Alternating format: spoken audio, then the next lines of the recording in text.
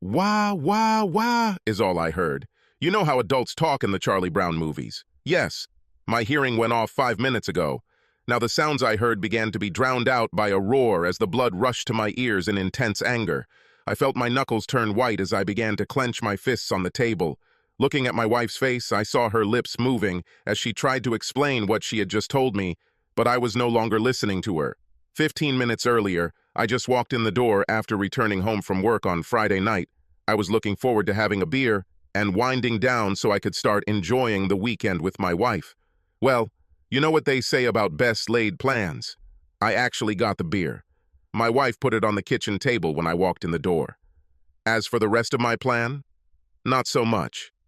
Then there were 5 words. Honey, we need to talk. Okay, before I get to the meat of this story, I should probably tell you a little about myself and my wife. My name is Robert Bader. I'm 28 years old and have a good job at an IT consulting firm. I have a master's degree in computer science. I'm 5'11", tall, weigh about 205 pounds, have brown hair and eyes, and I keep in shape with daily visits to the gym and a 5-mile morning run. I was told that I have a beautiful face. My wife's name is Idella, but usually she is called Ida.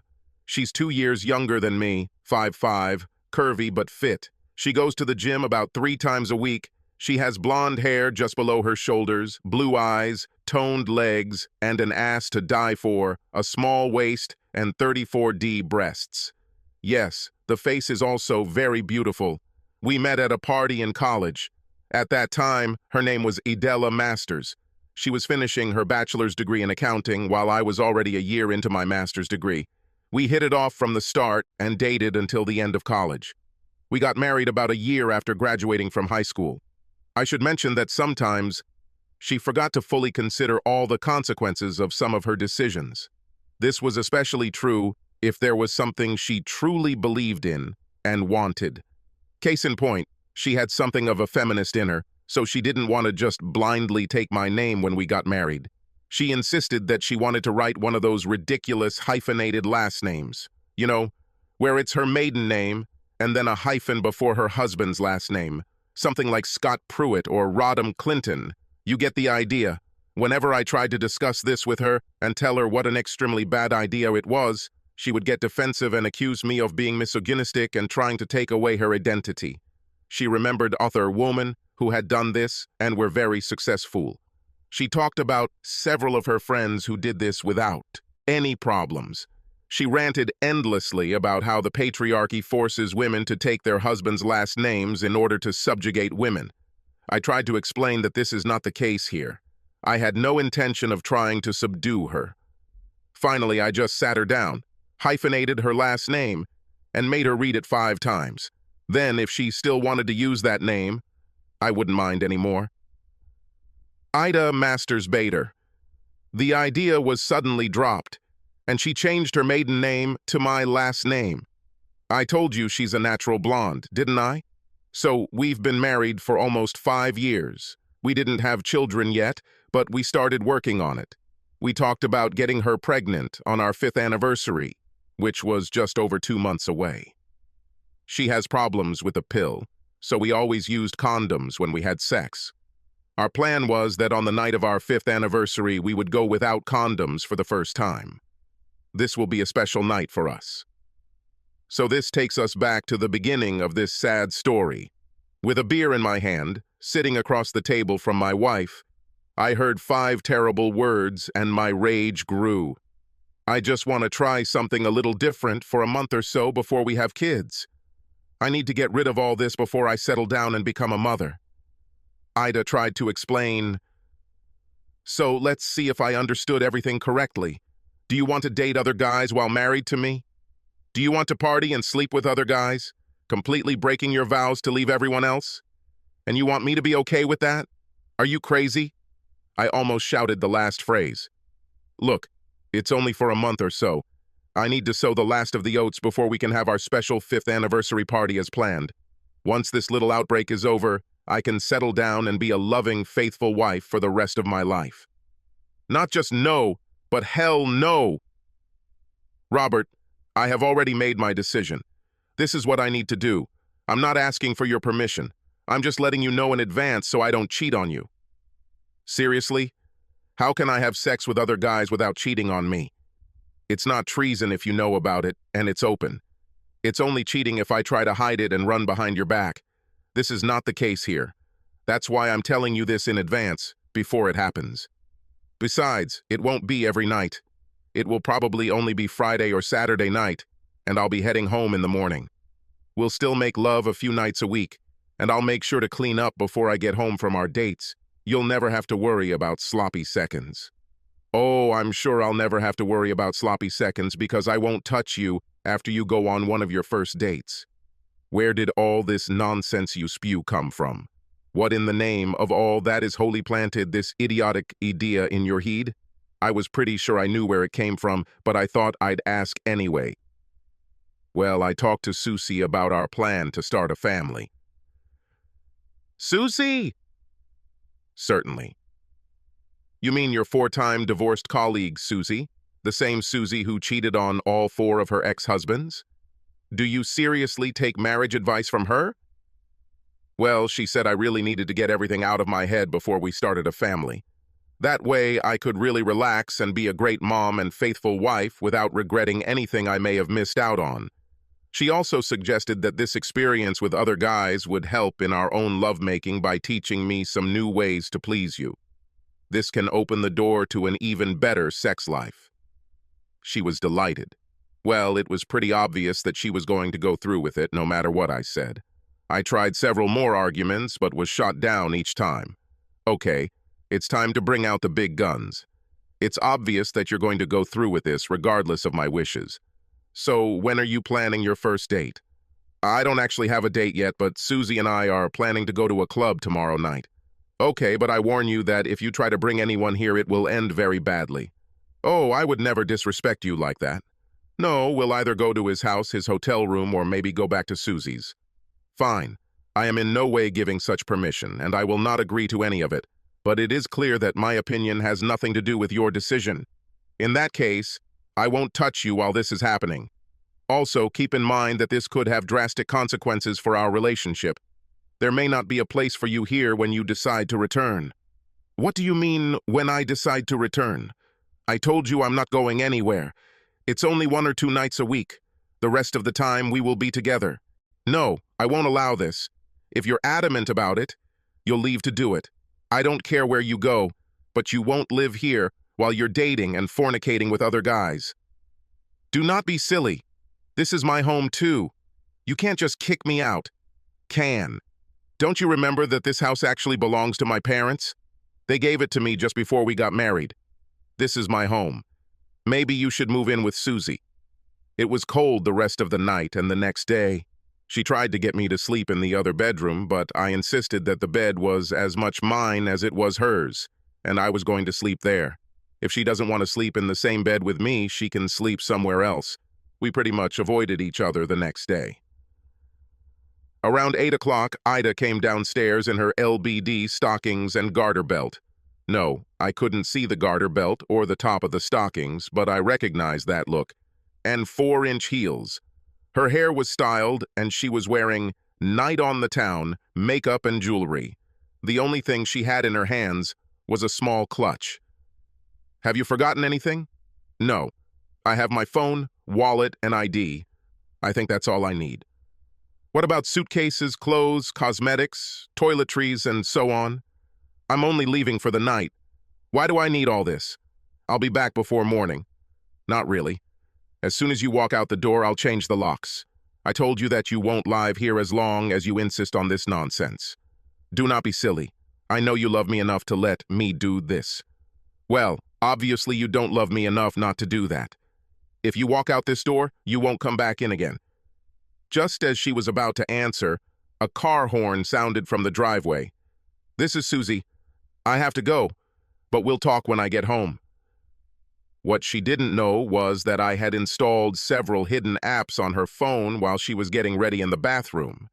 Now I could track her location, read her text messages, record her phone conversations. Hell, I could even activate her microphone and camera without her knowledge. In fact, I activated her microphone as soon as she left the house. He recorded her conversation with Susie while they were driving. I'll listen to it later. Right now I have to work.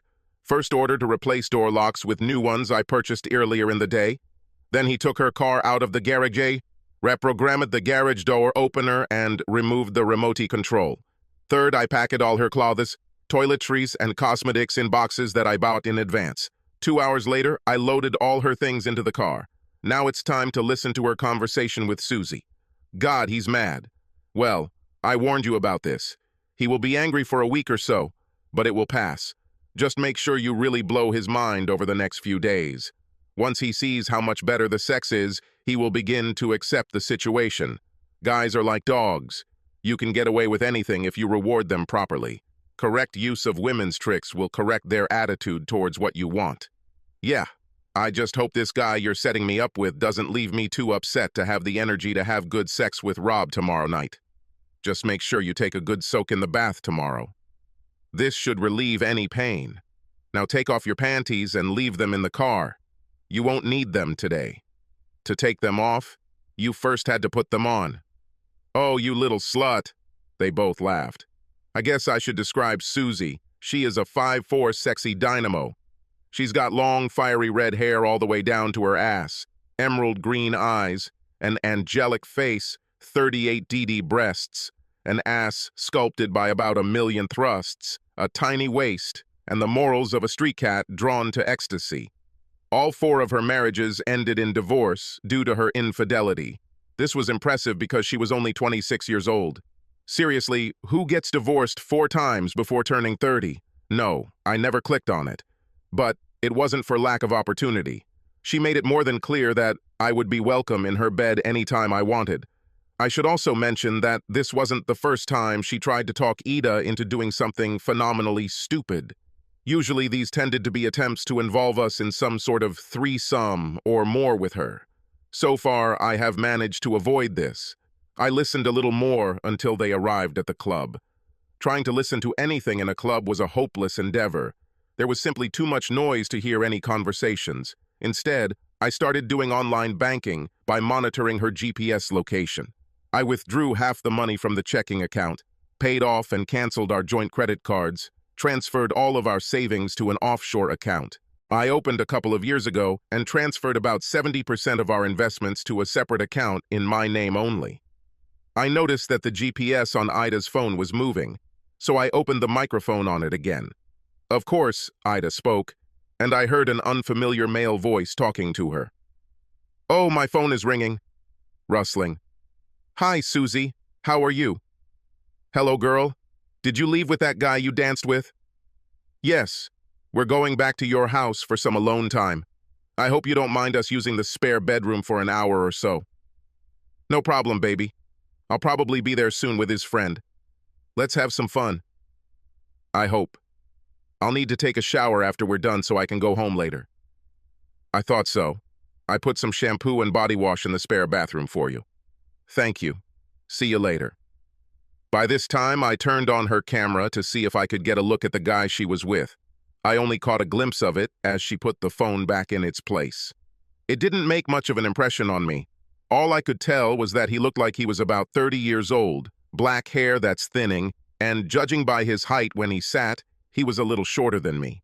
I turned everything off since they were still driving. When I saw that they had arrived at Susie's house, I turned the microphone and camera back on. I continued to listen until I heard them begin to move away from the phone. It just won't do. I needed her phone to be in the same room so I could get audio evidence of her deception. The video is unlikely to work. Crap. What's happened? This is my husband's call.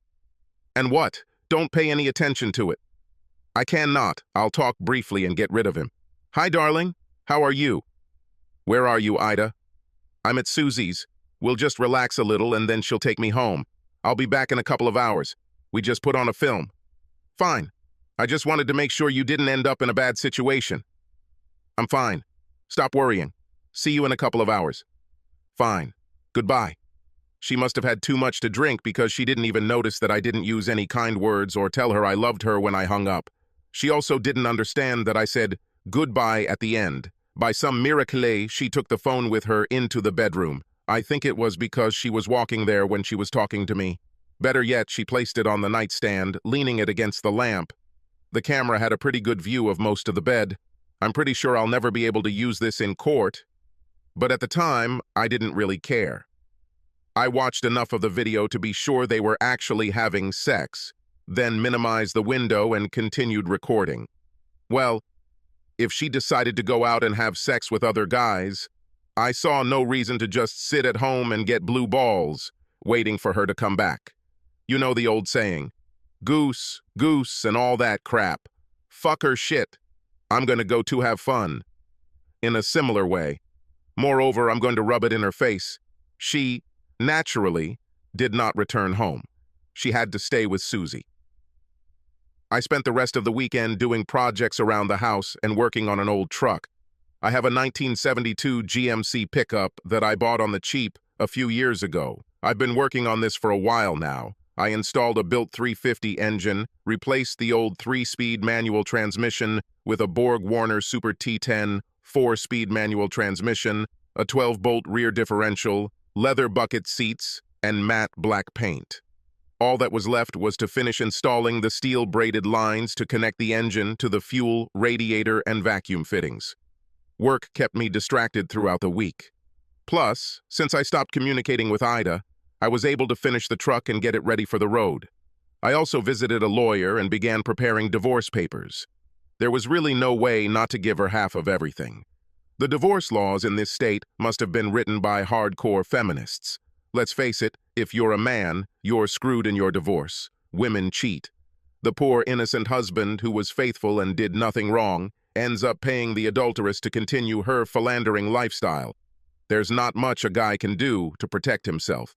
So, Friday evening came. My truck was cleaned and ready for the evening. After taking a shower, shaving, putting on a little cologne, I got dressed. I put on nice new Levi's jeans, a black button-down shirt, and rattlesnake leather cowboy boots. It was time to treat myself, so I went to a nice steakhouse for dinner to start my evening. I'm not going to bore you with the details, but the T-bone, baked potato, and vegetables were excellent, as was the salad to start. Now let's move on to the main event. Leaving the restaurant, I checked where Ida was. Indeed, it looks like he and Susie got to the club about half an hour ago. It's time to put my plan into action. I had every reason to expect that this would completely drive Ida crazy. I couldn't help but smile as I parked a couple spaces away from Ida's car. Looks like she was the designated driver today. This made my plan a little easier since I wouldn't have to worry about Susie leaving her stranded. Not that I was worried about anything myself. I was mainly concerned that it would be a little harder to get Susie to leave with me if she was driving. Having made a plan, as well as a plan B in case Susie somehow developed moral problems, I entered the club. They weren't hard to spot. "Susie, I didn't know you'd be here," I said, approaching their table with a glass in my hand. I deliberately waited until Ida got up so I could dance with some guy. "Rob, what are you doing here?" she asked nervously. "Probably the same as you," I answered. "Since Ida moved in, I thought I'd try this club and have some fun tonight. Speaking of which, would you like to dance?" I should probably let you know that Ada is here with me. And how does that stop you from dancing with me? Also, since she's not here, I can only assume she's either in the bathroom or on the dance floor by herself. Come on, you've never shied away from dancing with me before. Her worried look turned it into a grin. "Certainly, I'll be happy to dance with you. We were there for 3 fast songs before the slow number came on. I didn't give her a chance to leave." As soon as the music started, I pulled her in and held her close to me. About a song and a half passed before Ida noticed me. I almost fell to the floor laughing when her surprise turned to fear that I had caught her. She left the dance floor immediately after the song ended and returned to their table. Now I saw her looking at me with poorly concealed anger. "Oh, you poor bitch. I haven't even started to make you angry yet," I thought to myself. Susie held me tightly as we slowly danced together. As I said earlier, Susie is the bombshell, so it didn't take me long to stand to attention and salute, if you know what I mean. It didn't take her long to figure it out either. She looked at me with a wide smile and pressed herself even closer. As I turned to face Ida, I slowly lowered my hand to Susie's ass. When the song ended, I walked Susie back to their table. She invited me to join them, and of course I agreed. On our way back, we stopped and asked the waitress to refresh our drinks. Being the gentleman that I am, I asked her to put all 3 drinks on my tab. "Robert, what the hell are you doing here?" Ida hissed angrily. "What do you mean? I'm doing the same thing as you. I drink, dance, and have fun. Is this prohibited? Don't try to act innocent. You're here to ruin my evening." She spat. "Quite the opposite, Ida. I had no idea you'd be here. Do you remember? We haven't spoken since you moved. How do I know where you will be? I heard about this club from some buddies at work, and since you weren't around, I decided to check this place out and have a fun night of drinking and dancing. Are you saying that this is normal for you but not for me? Because I have to say, that's pretty hypocritical of you." With that, I turned to Susie and started chatting with her. Ida sat and seethed with anger, while I tried my best not to pay attention to her. She must have decided to make me jealous because she tried her best to dance with as many guys as possible. She also started polishing them and dancing as flirtatiously as possible. I laughed to myself as I monopolized my time with Susie. Every time I saw another guy make a move to come and ask her to dance, I would pull her onto the dance floor before they even got to the table. Pretty soon, no one tried anymore because it was obvious that we were together. After a couple of hours, I decided it was time. Ida was on the dance floor, and Susie was well prepared and accommodating. "At your home with me," I whispered, breathing into her ear. "Ida will be there soon." "Does it matter? I'm guessing she has her own room." I kissed the place where her neck meets her shoulder. "To hell with it," she replied. "She's driving, she'll get home herself. Let's go." I kept her tense as I drove her to her. Her dress was pulled over her head and fell to the floor as soon as the door closed. She grabbed my hand and practically dragged me into her bedroom. The sex was fantastic. Obviously, she had a lot of practice. I had just reached my peak and was discharged when I heard the front door slam. Susie was too busy to notice. Also, Susie is very loud when she has sex. Double bonus, Ida's room is next to Susie's, only separated by a thin wall. Around 2 o'clock in the morning, we passed out from fatigue. In the morning, we had sex again. Breakfast was awkward to say the least. Obviously, we woke up Ida with our morning fuss. When we left, she was already in the kitchen.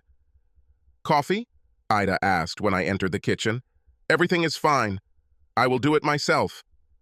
I noticed a slight smirk on her face when she asked. I took a clean cup from the cupboard and stood next to Keurig while he filled the cup. There is no telling what would have been in the coffee she made for me. After that, there was almost no conversation between us. She and Susie talked a little, and I talked with Susie. Apparently, at the club, Ida eventually noticed that the 2 of us were missing and put 2 and 2 together. I think she expected me to take Susie to my house and was furious when she saw my truck in the parking lot. She ranted so much that the guy she brought home for the night jumped back into his car and drove off. Ida looked at me like a wolf during breakfast. Soon after that, I left. I can be a real asshole when I'm motivated. I was really motivated. Ida has worked with some very attractive single women. I met them several times at her company events and parties we hosted. Of course, I had their contact information. I started contacting them. Over the next few weeks, I convinced most of them to go on a date with me. Some of them were a little worried because Ida and I were still married. But as Ida talked about her adventures at work, and I assured them that we had separated, they softened. I began to hear that there was tension between Ida and Susie because of my little escapade. Tensions also soon arose between Ida and most of the other single women in the office. So, yes, I started meeting Ida's friends and colleagues. I had drinks and dinner with them. I invited them to dance. I took them to shows. At every opportunity, I made sure to show up where Ida was. This GPS tracking app and the voice and video app on her phone became a goldmine. I also heard that most of her colleagues I dated raved about their dates with me. She still went out and brought guys with her. She and Susie began to clash more. I was having a great time.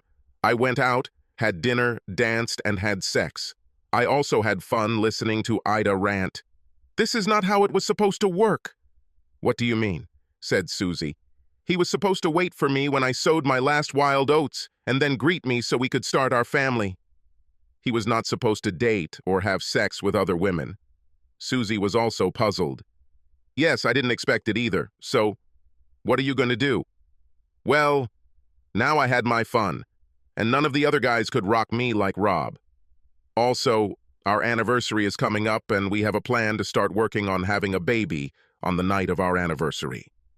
Yes, he knows exactly how to send a girl into orbit. Susie knew what she was talking about. And why the hell did you bring him here and have my husband all night and the next morning? Hey, cool down. You know I've been lusting after him for years. What the hell was I supposed to do when he came at me like that? He turned it up to full speed and pressed all my buttons. I couldn't help it. But he's my husband. You could show your best friend some respect. Fine, I'm sorry. Look, he didn't even call me anymore. I doubt we'll ever meet again. Besides, it's not me you need to be mad at. He checked on all our single colleagues. God, I can't believe these fucking colleagues are setting me up like this. It's time to take back what's mine. So now you're going back to him? Yes. I'll call him later and tell him that I'm ready to come back and start our family. I smiled listening to this conversation. She had no idea what would happen next. It's time to begin the final part of the plan. I called my lawyer and gave her final instructions. There was just over a week left until our anniversary, and I needed to get ready for an unforgettable holiday. Ida called later that day. She wanted to go home right away, but I refused. I told her that I had other plans that I had made because I didn't know what her plans were. I also told her that I had some work to do around the house, and I wanted to surprise her when she got home. I didn't want her to see it until it was all done. This will be part of her wedding anniversary gift. I may have dropped a couple of hints that she may have mistaken for one of the bedrooms being converted into a nursery for the new baby. I never actually said that. In the end, I convinced her that she could come on our anniversary to receive her surprise.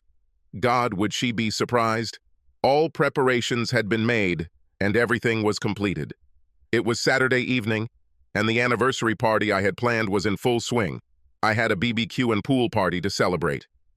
Ida didn't know that I had installed the pool in the last 2 months. This was just the beginning of the surprise. All our friends and family were there, as well as a couple other guests. It was around 6 p.m. when the doorbell rang, just in time. It was at this time that I told Ida to come. Apparently, she saw a lot of cars in front of the house, so she already knew we were having a party. She was surprised as she carried her suitcases into the house. Everything is fine. The guest of honor has arrived, I announced. Rob, what's going on? I kind of thought we'd go out and have a quiet romantic dinner tonight, she said. Oh no, today is a big holiday, and I want all our families and friends to be here to celebrate with us. Oh, okay, darling. It just surprises me a little. I didn't expect anything like this. Well, just put your suitcases here. We'll take care of them later. You'll be just in time for dinner. As the guest of honor, you and I will be first in line. Ida quickly got into the swing of things and started having fun. There has been no talk of activity in the last 2 months. We ate, drank, and laughed. Dinner was finished and put away. There was a light on in the backyard. Ida was very surprised by the pool and several other changes to the house. I haven't shown her the top floor yet. She was hinting that she wanted to see what I had done because she still thought I had turned one of the bedrooms into a nursery. It's finally time to reveal the rest of the surprises. All! May I have your attention, please? I have some announcements for this special day. I shouted for everyone to calm down and listen. The stereo was turned off and everyone fell silent and moved closer to hear. Fine. Thank you all for coming today. Now, I have a couple of announcements to make. Ida, could you come here with me, please? After she stood next to me, I continued. Firstly, I want everyone to know that yesterday was my last day of work. The only person who knows about this is my former boss. He was very friendly about it because I gave him a month's notice and explained what my plans were. I am now announcing that I will be opening my own consulting company.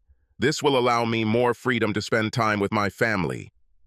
Ida practically beamed when I emphasized the last word.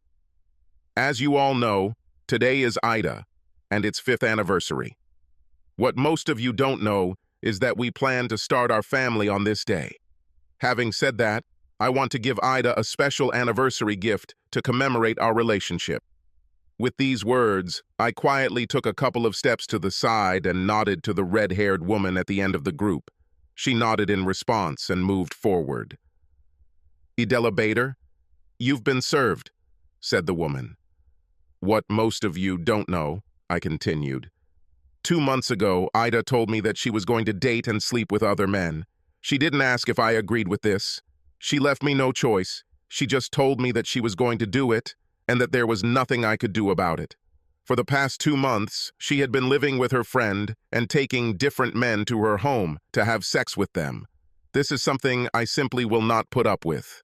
To be fair, I also dated other women, but I started it after Ida had already broken her wedding vows.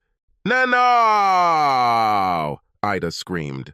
"For your actions, I'm giving you a divorce, so you can go and have sex with whoever you want. Rest assured, it won't be me." So, I told Ida that I was doing some renovations on the house. That's exactly what I did. You all saw the pool I added and a few other things down below.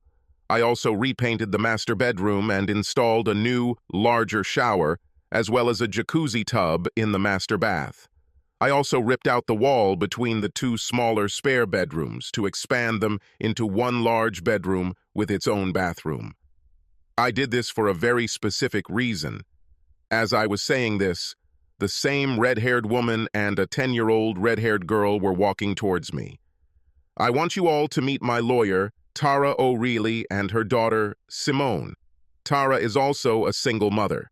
I met Tara 2 months ago, on the Monday after Ida went to the club and brought her first guy. Since then, we have become very close. Although we haven't officially started dating yet, we both feel like there's something between us. Simone and I get along very well too. Once the divorce is final and she is no longer my lawyer, we plan to be together. Her rent is up soon and Tara and Simone are moving in with me. I turned back to Ida. "So, Ida, as for what to do with your suitcases, you can take them back to your car. You won't come back here. I told you I wouldn't stand for this, but you just rushed ahead and ruined our marriage." Ida was sobbing uncontrollably. Her family screamed and screamed. Most of the friends quickly left. My family sat stunned.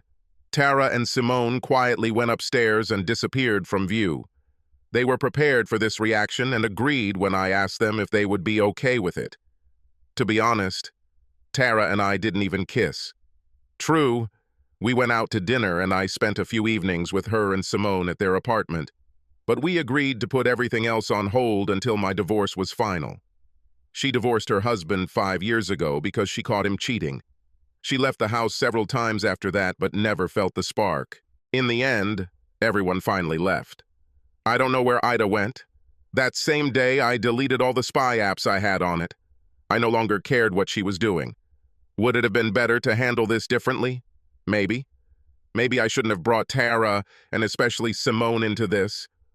Again, probably. Why did I do this? The simple answer is anger. I was angry at what Ida did.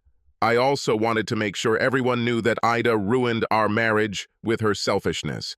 I wanted to publicly make Ida feel the pain she had caused me. She killed my love for her and made me hate her. I wanted her to feel the loss of love and the hatred it caused. Yeah, I could just serve her at work while she lived with Susie. I could just send everyone a packet with my evidence. I could have done a lot of things that would have been much more mature and much less painful for everyone. In the end, I did what I did. Ida returned to Susie. This went on for about 2 weeks before they were at each other's throats. Eventually, she got her own small apartment. I often see her in the city. Her facial expression when she sees me alternates between sadness and anger. I think it depends on her mood. We don't exchange pleasantries. I actually heard from one of her colleagues that she left the company and found a new job. The stress of me dating so many other women she had to work with became too much for her. I also see her family sometimes when Tara, Simone, and I are having dinner. Again, we don't talk, but they frown at us. We just ignore it. Speaking of Tara and Simone, Ida tried to fight the divorce but soon realized that it was a hopeless matter. Wanting everything to end quickly, Tara allowed me to increase the pressure on Ida by continuing to meet Ida's colleagues. Ida signed the papers after she heard a glowing report about our night together with her colleague on the morning of my fourth date at work. The day the documents officially dissolving my marriage arrived, Tara and Simone moved in with me. A year later, Tara and I got married. Another year later, we met Ida, while Tara, Simone, and I were wandering around a street fair. Ida turned and ran away, sobbing when she saw Tara's 6-month pregnancy.